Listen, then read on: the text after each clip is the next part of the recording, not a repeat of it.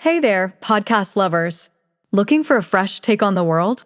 Tune into Nikki's World, where we dive into everything hitting the headlines and chat about just what's on our minds. No filters, just real talk. Whether you're sipping your morning coffee or unwinding after a long day, Nikki's World is your go-to for genuine commentary on the real world. Subscribe now if you want to hear the real deal on what's going on. Join the conversation on Nikki's World, where every episode feels like catching up with an old friend.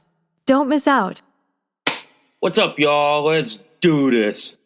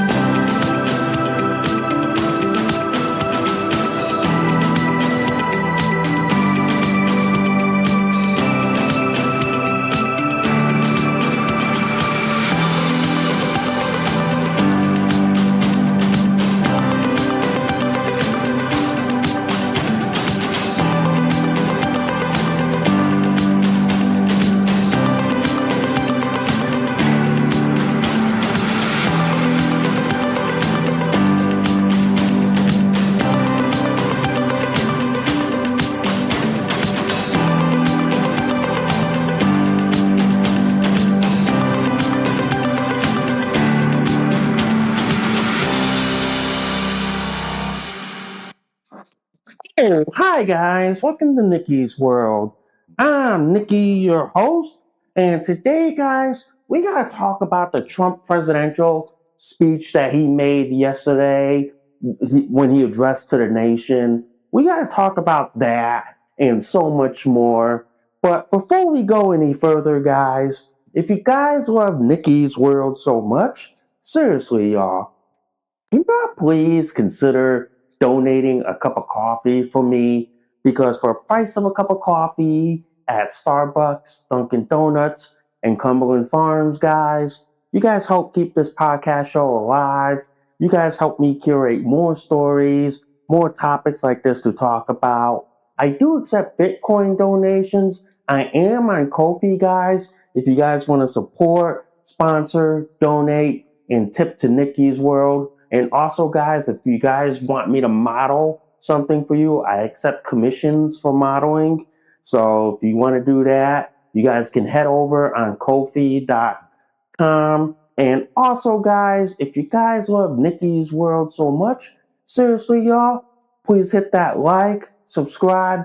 Please give me a review, good, bad, and the ugly. Also, guys, I do have a bunch of affiliate links.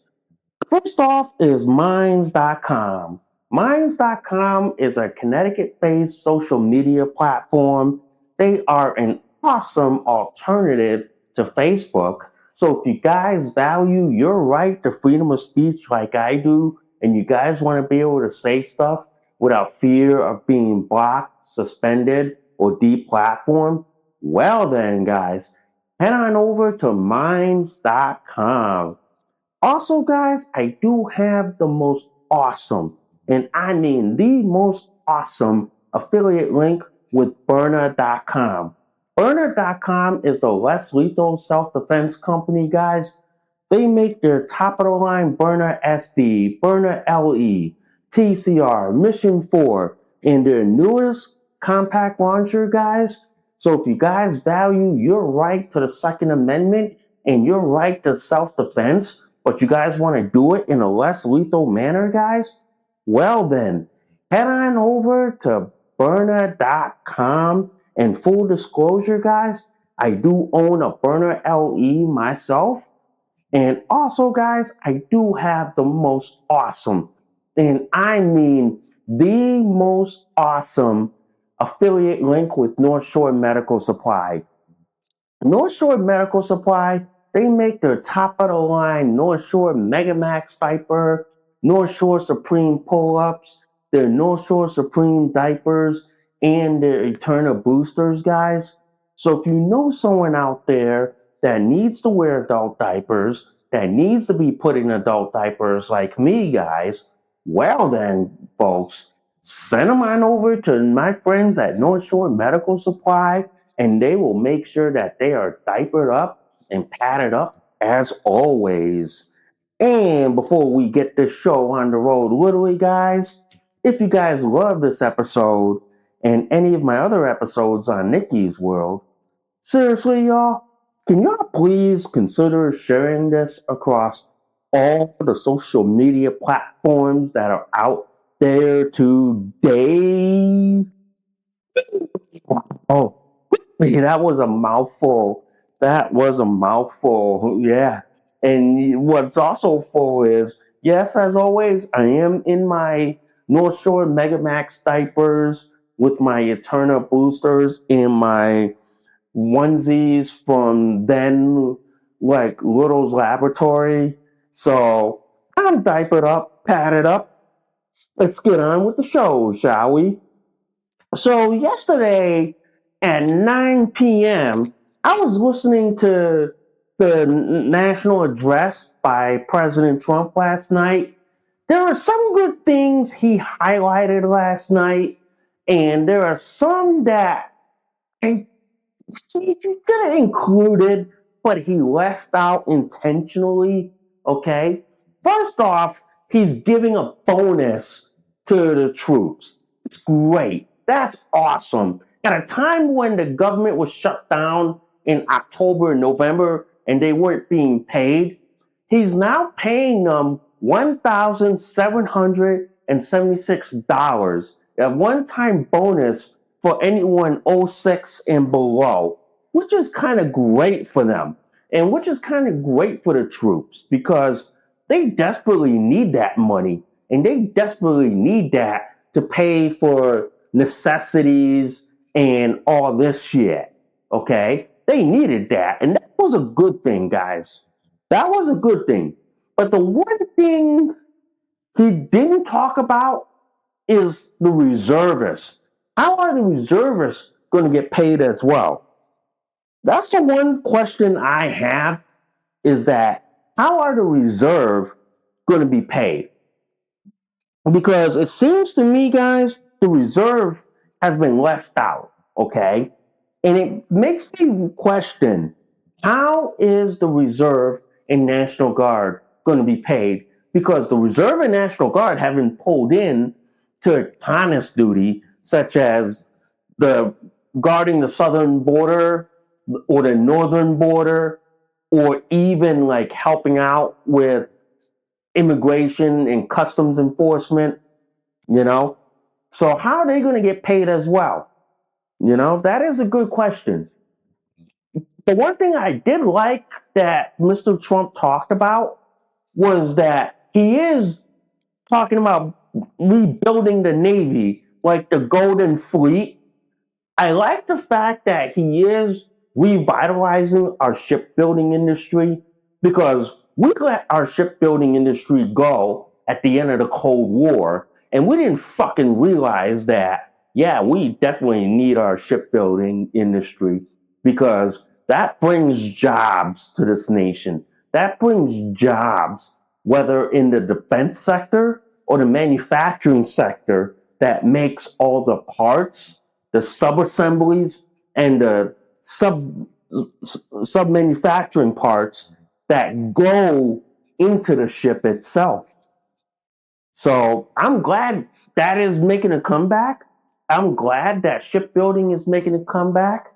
You know, one thing he highlighted was the failures of the Pino administration, which is AKA Let's Go Brandon, Joe Biden administration, because the last 4 years we were pillaged, robbed, like mugged, raped, home invaded by Democrats who basically pillaged this country, robbed us blind, and made it so unaffordable that many of us can't afford shit. Even when Trump took back this country, stuff is still unaffordable. Stuff is so unaffordable nowadays that none of us can afford shit. Even with the one big beautiful bill, we're not going to see impact on this. We're not going to see wages going up for a while, because here's the problem for this. And this is especially in blue states.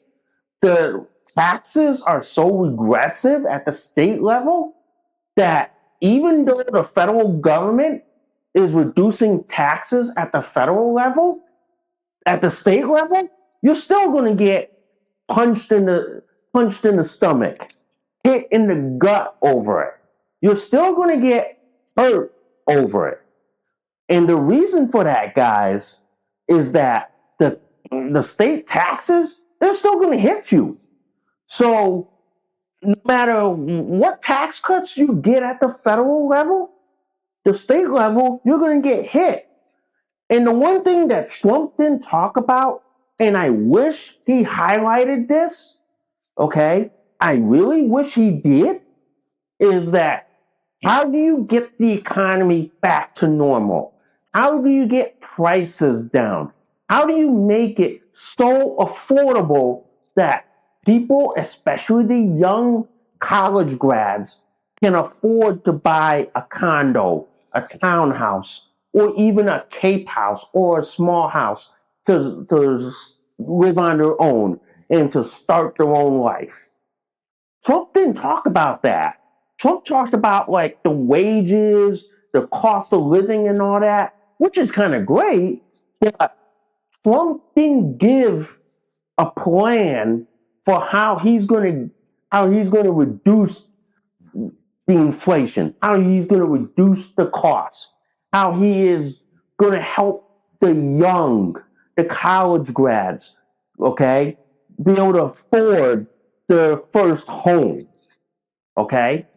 The problem is with this is that he didn't do enough for it, okay? Yes, the one big beautiful bill is gonna be what? No tax on Social Security, no tax on tips, no tax on overtime. Yeah, great.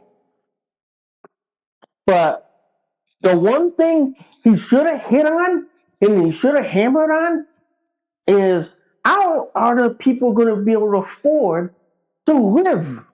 How are they going to be able to afford to pay for gas,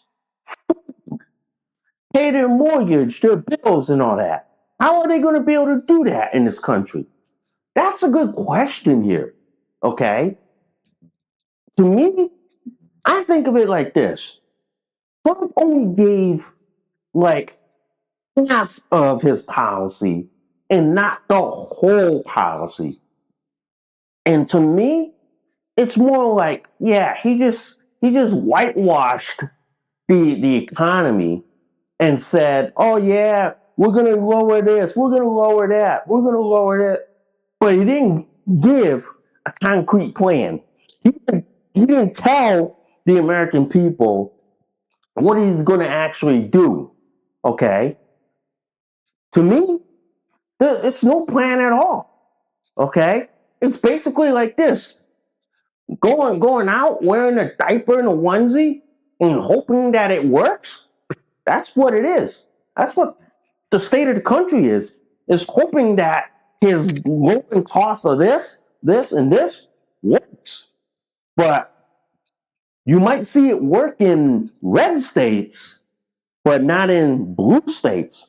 That's where the divide is going to happen, where you're going to see the Trump economy do better in red states, but then in blue states where I live, don't matter what the Trump economy is going to do. No matter how much money you make in a blue state, you're going to get fucking taxed way past my diaper and into my body or right down to the bone for all that matter. That's why I look at this speech and this national address to the nation yesterday as just giving half of the problem and not telling the American public the reality of the problem and what he's planning on doing come after New Year's on how to get this right before the midterm elections come. Because I'm going to tell you this, right after New Year's Eve, this is where we're going to start hammering the message home and start basically working towards the midterm elections, which is in most states is governors, like House of Representatives and senators that are up for re-election. This is where the fight is going to be, rather than the fight in the White House. And a lot of people, and I've told this many times on the show, it's not who I worry about that sits in the White House, because because it's like this. Any president can sit in the White House for 2 4-year terms, which is like what, 8 years? Yeah, that's it. But the real fight is who sits in Congress, who sits on the Senate, who sits on the House of Representatives, who's the what? The Senate Majority Leader, the Senate Minority Leader, or the House Majority, House Minority, or the House Speaker, okay? Who those people are the one who I worry about more than like who sits in the White House, okay? Because people come and go in the White House, but in Congress, you got people who are elected for life, literally. And some of them are even so old that they're even going to Congress in their diaper and pull up. Okay, that's the scary part, and that's what I'm trying to get this out there to people. Is I don't care about who's in the White House. All I care is who's running Congress. Okay, because you got to remember, Congress is the one that writes these laws, passes it, and votes on it, but then it's the president who signs it and makes it official. So this is why I worry about who sits in Congress. Yeah. But the fact of the matter is, guys, the Trump speech really highlighted how the troops weren't being paid. Okay? It really highlighted how the military was not being funded. And that is a shame, okay? That is a shame, because I'm going to tell you this. The fact is the military does a lot, but they're not being paid well enough. And that's a good thing. And well, that's a bad thing. But the good thing is they're getting a bonus, which is great. Yeah. Which is awesome. You know what I mean? But I look at it like this, guys. And I look at it like this. The Trump national address yesterday should have highlighted the tariffs. The tariffs are what people are concerned about. People like you and me, when we heard that President Trump is looking at giving $1,000 or $2,000 in tariff dividends to the Americans after they pay off all their debts and bills, what I want to know is, what is the status of this? And Trump should have highlighted this. Trump should have made this his focal point of the speech. He didn't. And the sad reality is he left that hanging for everyone to figure out, when are we going to get the tariffs? When are we going to see the $2,000 tariffs? Okay? When are we going to see those? He left that hanging, and then he left me scratching my head, okay, and scratching my diaper, going like this. When I'm going to see the $2,000 tariff checks that he said he is going to give to the American public? He should have said that yesterday, or at least give a hint, or give some blurb saying yes, or saying like this: yes, in regards to the tariff dividend checks, we are still working on it. it's a work in progress. We plan to have that like sometime like in the first or second quarter. At least it gives people in their mind going, okay, so it's a work in progress. They're hammering out the details. They're hashing out all this stuff. If he said that last night, his popularity would have been up. His his view would have gone up. Okay? But instead, we were left with like what? Talking about how he's bringing down drug prices, gas, food, and making sure wages are going up. That's all fine and dandy, but then the problem is we're going to get taxed on that. Maybe he should have just said, "Hey, I'm going to make sure this and this go down and this go up, but I'm going to make sure that, for example, that when your wages go up, that you're not going to get taxed on that." He should have said that. He should have said that, but then the problem is he didn't say that, and that leaves many of us like trying to scratch our heads or scratch my diaper and figuring out what the fuck is he trying to say anyway? Yeah, really, what the fuck? Yeah. But overall, I think the speech is good. I think the speech last night is great.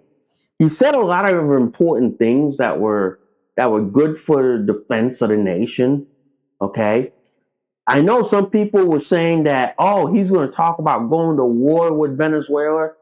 I didn't hear that in the address to the nation yesterday. I didn't hear that. I didn't see that, and I know he didn't talk about that. So, to me, that was not a topic of conversation. The one thing I did hear him talk and say was that he's giving a bonus to the troops, which is great and awesome. And I tell people that is the best thing going for the military. They're getting a bonus because of the fact that during the government shutdown, they weren't fucking paid. They weren't fucking paid, and that was detrimental to them. So this is a good thing in that they're going to get paid for it. They're going to get a bonus for it, and it's not going to be taxed, which is awesome. But the one thing I was hoping that he was going to highlight was the tariff checks, because I was hoping, and this is from my point of view, guys, I was hoping that he had a concrete plan on how he is going to give like $1,000 or $2,000 tariff checks to people like me. Because I'm gonna tell you this, I would take that $2,000 and use it to pay for my diapers, okay, pay for my photo shoots, pay for my like kayak fishing, and pay for whatever leftover bills. I would use that, but he didn't mention it, so it made me go scratch my head and go, when's he going to talk about that? When's he going to say that? I guess he didn't, so we're going to have to figure out what he's going to say about that, you know? But to me, overall, the speech was great, you know? The speech was awesome. I liked it so much because I know for a fact that he is trying to make America great again. He is doing all he can, but he knows that he has Democrats who are hindering him, who are making it hard for him, who are making it practically impossible for him. Okay? So he is doing all he can. And I'm going to just say like this, guys. I don't fault the guy because he's working with a system that is corrupt. And in my opinion, that needs to be abolished immediately. That needs to be basically like wrapped up in a used soiled diaper and tossed into the trash. Yeah, pretty much, guys. Pretty much. But the way I see it, yeah, that speech hammered a lot of things. That speech made a lot of that speech put out a lot of things that I think is great. And some of it, I think he needed to hammer home, like how he's gonna fix the southern border, how he's gonna fix like illegal immigration, how he's gonna actually go after like leftist groups like anti-ICE, Antifa, the far left, and the Democrats. He should have hit the message home on that, because I'm telling you what, if he hit that message home or gave us a progress report on that, that would have been awesome. That would have been great. I would have like sat up in my diaper and onesie and be all happy that he's gonna fix law and order in this country. He's gonna get rid of Antifa, anti-ICE, the leftists, and the lunatic left. I would have been happy with that. But instead, all we hear was the southern border, fixing the illegal immigration mess. You should have gave us a progress report on that. You should have said, yeah, we're fixing the southern border. We're fixing illegal immigration. We're going to make sure that like no illegal immigrant crosses the southern border. And if they do, they're going to get rounded up and deported immediately. You should have said that, man. And I'm telling you, if he said that, oh, yeah. Everybody would be clapping and cheering for it. Oh, I'd be standing up in my diaper and onesie and clapping over it. I would be. Yeah, I would be. But to me, he needs to do more. Okay? Yes, he is working with a rhino GOP, and the rhino GOP often votes with the Democrats, and I don't know why they call themselves Republicans when they constantly keep voting Democrat. So they might as well just side with the Democrats anyway. You know, they might as well side with them guys.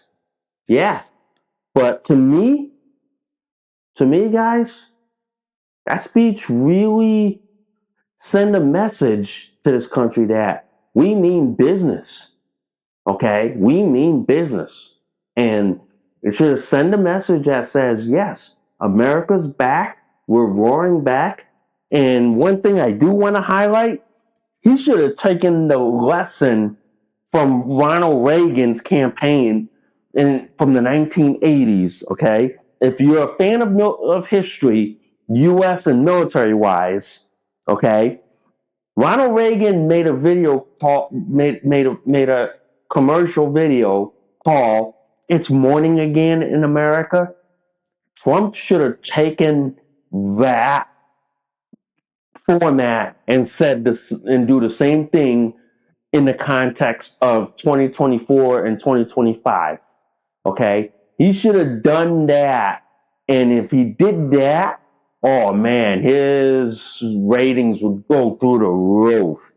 Okay, because if you ever watch that video, and I'll link it in the description below, where Ronald Reagan said, "It's morning again in America," he should have done that as well. And if he did that, my God, his approval ratings would jump through the roof.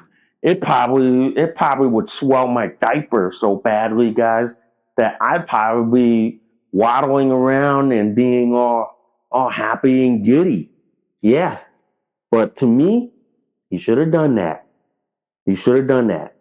And I would agree to it.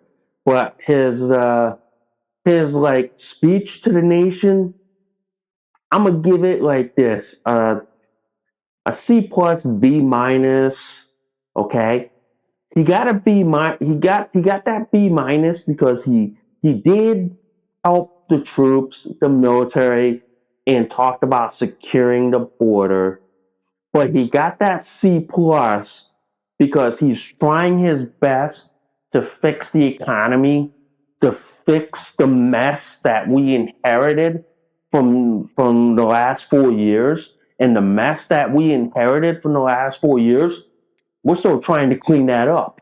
We're still trying to clean up the fact that the economy sucks. The economy's a fucking piece of shit.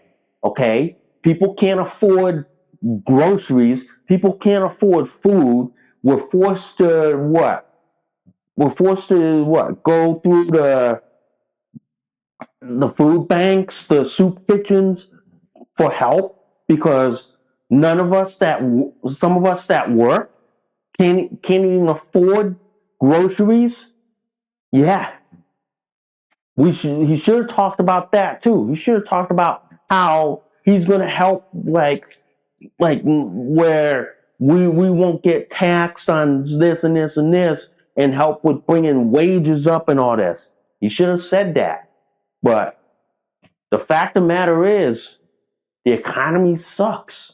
Okay, the economy's a piece of shit, and no matter what we're gonna do, it's still not gonna help. Yeah, especially in a blue state here. I'm gonna give you a prime example before we move on. I live in a blue state of Connecticut, okay? No matter how, and I work part time at Amazon, all right? I don't make enough to live independently. I don't make enough to own my own apartment for all I care, all right? I can't even afford to buy like diapers to cover for my incontinence, okay? I can't even afford that, all right? At the same time, I can't even afford to like pay for photo shoots and all that because I get taxed to the fucking moon in the state of Connecticut. Like for example, they take out money for paid family medical leave that somebody else can't even get, but they get to use it, but I can't. I get taxed on my income. I get taxed on this, taxed on this, taxed on this. You know what I mean? I get taxed so much, I can't even afford the shit. I can't. I can't even afford the crap. So many times, guys, many times I pay I pay so much that I can't even afford the things that I need to do. Yeah. This is why I tell people in my state, the economy is worse than ever because the one party rule Democrats at the state level punish you for working hard instead of being a leech off the system. Yeah. While people who are able bodied, who live on welfare, food stamps, and entitlements get to live in luxury, while people like me who work 20 hours a week part time don't even make enough money to ink a living. We don't. And this is why I say like this. No matter what Trump says about how he's gonna fix this shit, how he's gonna fix this shit in this country, we're not seeing it in a blue state.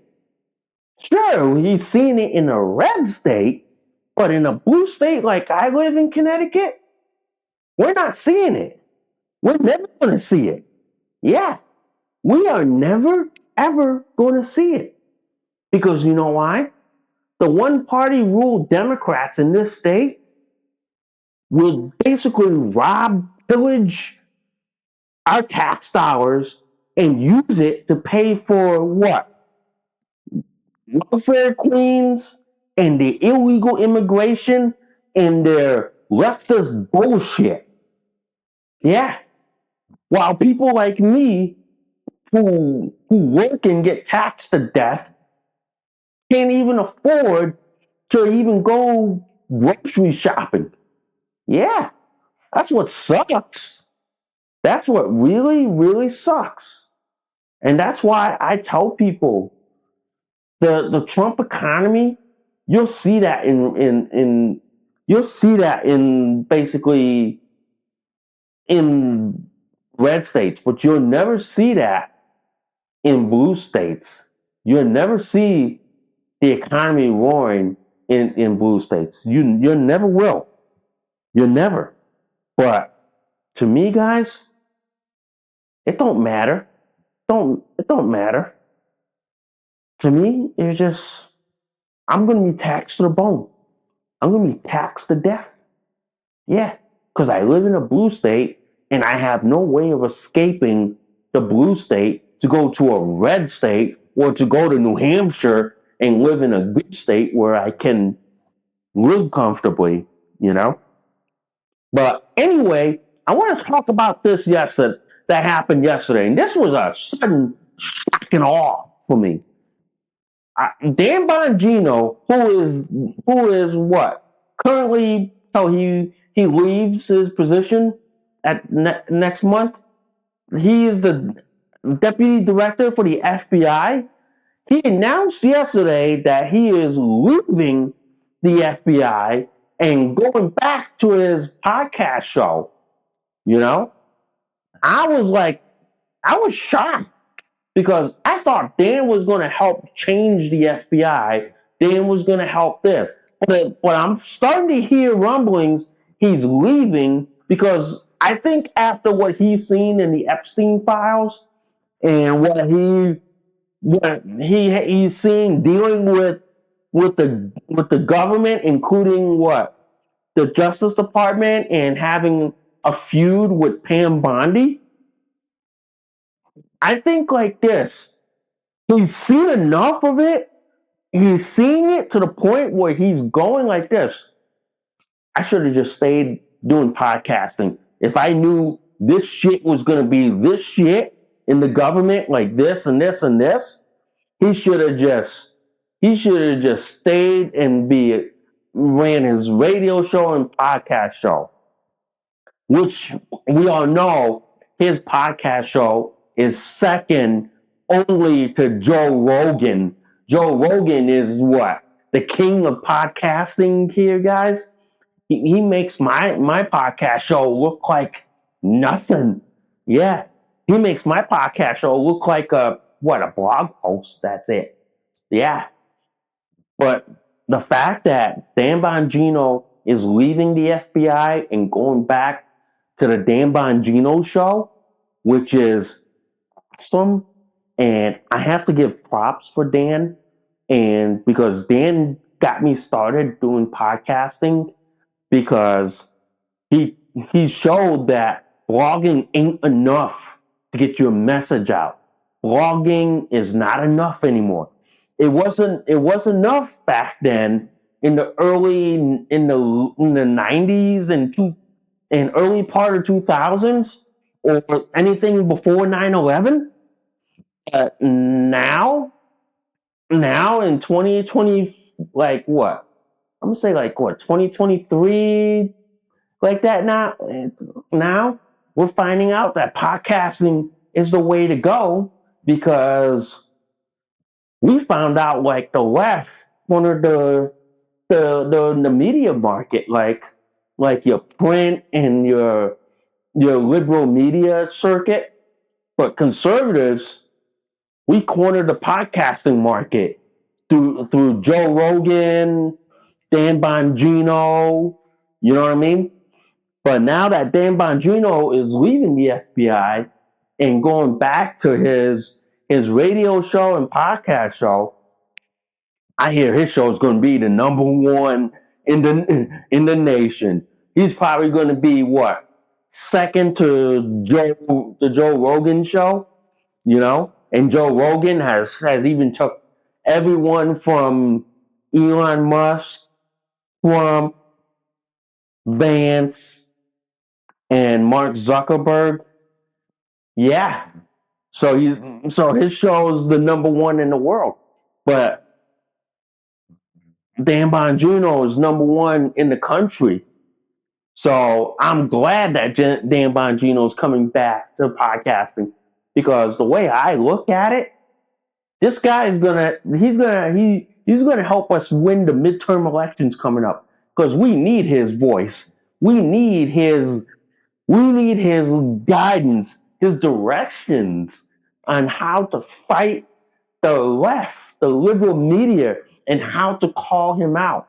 I've been watching Dan Bongino's show and his old episodes on how to call out the left, how to bust them, how to beat them. That's how, guys, I learned to cite all my sources. That's how I learned to basically back up what I say by posting like my article links, my sources to the articles and all that. That's how I learned to do that, guys. And I learned that through Dan Bongino. That's why I give props to Dan Bongino, especially my podcast show gives props to him because he's the one that got me started on podcasting. And boy, it's been blowing up, slowly, but not enough. But you gotta remember, we all start small, but over time it builds up. It really does. But that's why I say this. I'm glad he's coming back. And the one thing I hope that when he comes back, he talks about his time in the FBI. He talks about what he saw with the Jeffrey Epstein files, okay? What he saw in the DOJ and all that. I hope he does come back for it. And I hope he talks about it. Because I'm gonna tell you this: the day he comes, he gets on the microphone, gets on the air, the ratings are going to shoot through the roof.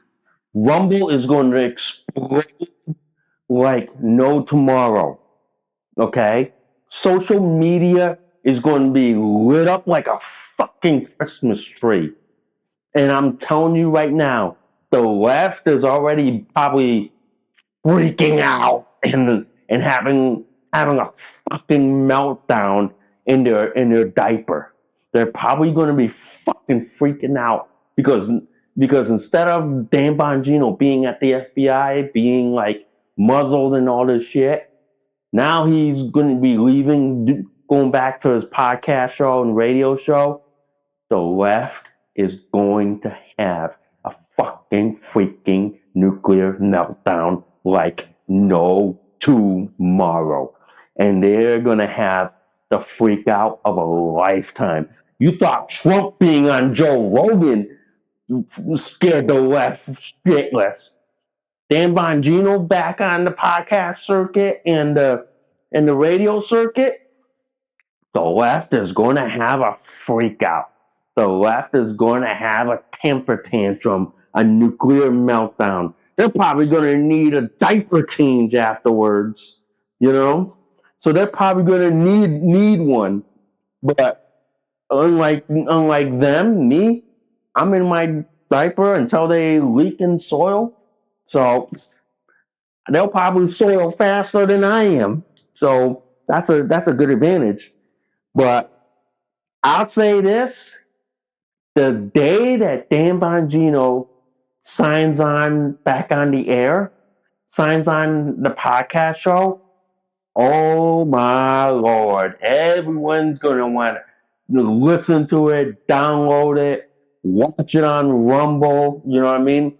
Because he doesn't use YouTube because YouTube screwed him. So he went over to Rumble, and Rumble is now the what? The number one alternative to YouTube.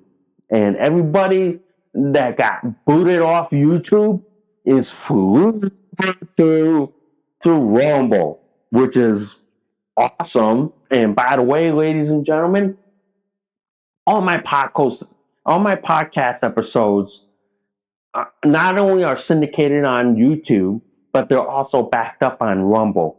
So that means if YouTube decides to put a strike on me or take me down, I did the Dan Bongino thing, got a channel on Rumble, and got a backup right there, which is pretty much awesome, and which is why the left will never attack me on alternative social media, because they know they'll get their ass screwed, they'll get their ass hammered, and they'll be like, what? Crying and running out the door like a soy bitch that they are. Pretty much. But I'm glad that Dan's making a comeback, I'm glad. And which is great and awesome. Which is hell yeah. So that's why as a guy who has his own, as a DSD person who has their own podcast show and attributes it to Dan Bongino, giving me the foundation, giving me the format, the formula on how to do one. Yeah, I'm I'm glad he's making a comeback. I'm glad he's making a comeback on the podcast circuit and on the radio circuit, because boy, listening to him is like listening to Rush Limbaugh on the EIB network. Yeah, and you got to give props to Rush, man. Rush was the nightmare for the left. They couldn't bring him down if they even tried.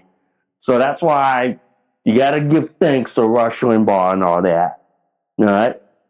Wow, that was a good long show. That was a good long show.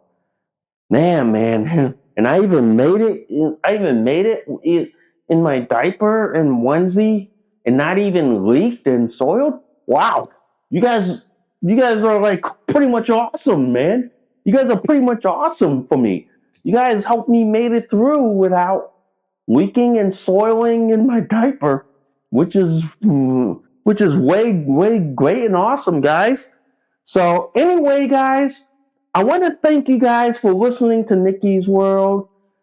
I'm Nikki, your host. I will see y'all soon. Bye for now. You just listened to an episode of Nikki's World. Thanks for listening. We'll see y'all soon. Bye for now.